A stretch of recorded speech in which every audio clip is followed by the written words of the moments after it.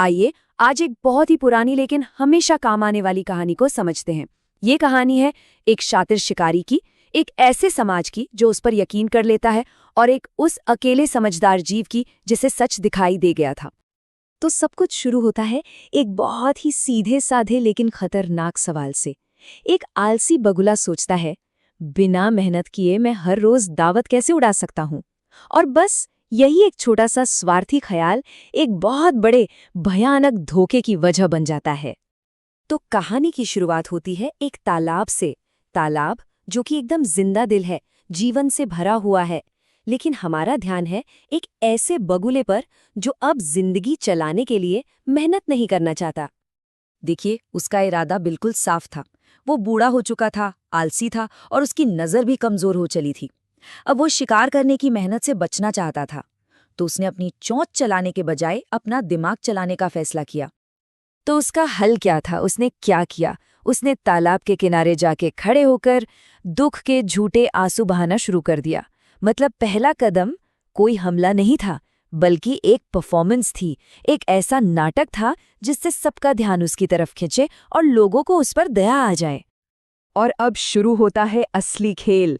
इस नाटक के सहारे बगुला एक ऐसी कहानी बुनता है, एक ऐसा झूठ बोलता है कि जो उसके शिकार थे वही उसके भक्त बन जाते हैं।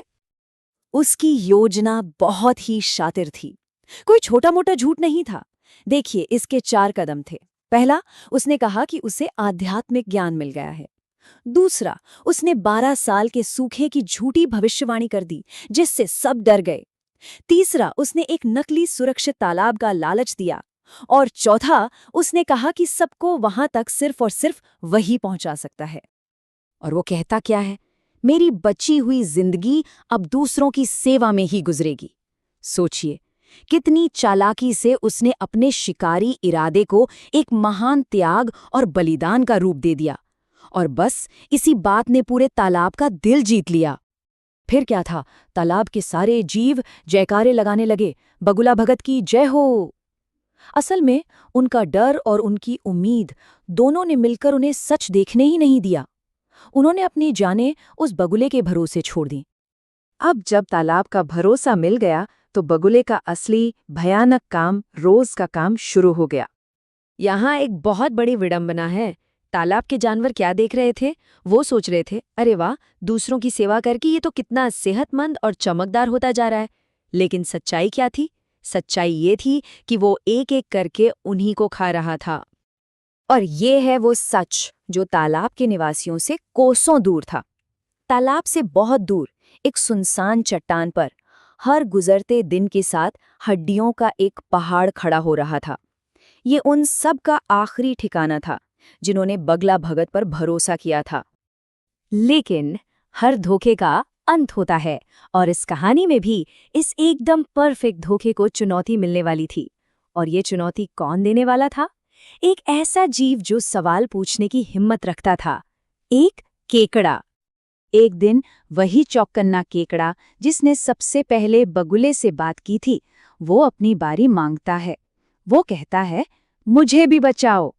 और यही से कहानी एक नया मोड़ लेती है, एक पूरा चक्कर काटती है। जैसे ही बगुला उसे लेकर उड़ता है, केकड़ा वो देख लेता है जो किसी ने नहीं देखा था। वो सीधा सा सवाल पूछता है, मामा, ये हड्डियों का ढेर कैसा है? और वो तालाब, वो अभी और कितनी दूर है? बस यही 2 सवाल बगुले के बुने हुए झूठ के जाल को तोड़ देते हैं। अब बगुले को लगा कि वो तो जीत चुका है, तो वो जोर से हंसा और बोला, अरे मूर्ख, कोई तालाब वालाब नहीं है। ये वो जगह है जहां मैं सबको खाता हूँ, और आज तेरी बारी है। देखिए कैसे उसके आत्मविश्वास ने उसका सारा नाटक खत्म कर दिया और उसने अपना असली चेहरा दिखा दिया। केकड़ा ये सुनकर डर तो गया, लेकिन उसने हिम्मत नहीं हारी। वो घबराया नहीं, और बस उसी पल उसने अपने मजबूत पंजों से बगुले की गर्दन को जकड़ लिया, और तब तक नहीं छोड़ा जब तक उस धोखेबाज का अंत नहीं हो गया। तो कहानी तो यहाँ खत्म हो जाती है, लेकिन धोखे और जिंदगी की इस पुरानी कहानी से हमें क्या जरूरी बातें सीखने को मिलती हैं? देखिए, 2 बहुत बड़ी सीख हैं यहाँ पर। पहली, कि सिर्फ इसलिए कि कोई कहानी सुनने में बहुत अच्छी लग रही है, उस पर आंख बंद करके भरोसा मत करो। हमेशा सच्चाई की पड़ताल खुद करो। और दूसरी सीख कि जब मुश्किल आए तो घबराओ मत, अपना दिमाग ठंडा रखो और समझदारी और सब्र से काम लो। ये दोनों बातें आज की दुनिया में शायद पहले से भी ज्यादा जरूरी हैं। और आखिर में ये कहानी हमें एक सवाल के साथ छोड़ जाती है, एक ऐसा सवाल जो हम सबको सोचना चाहिए। वो ये कि हम अपनी जिंदगी में ऐसे बगुलों को कैसे पहचानें। इस दुनिया में जहां हर तरफ आकर्षक कहानियां और छिपे हुए इरादे हैं, हम उस केकड़े जैसी तेज बुद्धि कैसे अपना सकते हैं।